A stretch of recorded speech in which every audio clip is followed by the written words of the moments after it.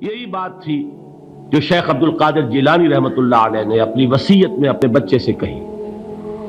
11ویں دینے والے ہیں، لیکن حضرت شیخ عبد القادر جیلانی کی وصیت اور تعلیمات کو کتنے لوگ ہیں کہ جانتے ہو؟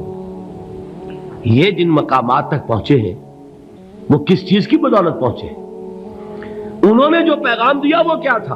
اے میرے بچے، جس طریقے سے قرآن مجید میں حضرت لقمان کی نصیحتیں جو ہے نقل کر دی گئی ہیں، میں یہ عرض کروں گا بالفرض اگر قرآن حضرت عبد القادر جیلانی کے بعد نازل ہوا ہوتا تو شیخ عبد القادر کی یہ نصیحتیں بھی قرآن میں درج ہوتی۔ اتنی اونچی نصیحتیں ہیں۔ اے میرے بچے، اس حقیقت کو ذہن نشین کر لے، لا فاعل فی الحقیقت ولا مؤثر الا اللہ۔ اس کائنات میں نہ کوئی فاعل حقیقی ہے نہ مؤثر حقیقی ہے سوائے اللہ کے۔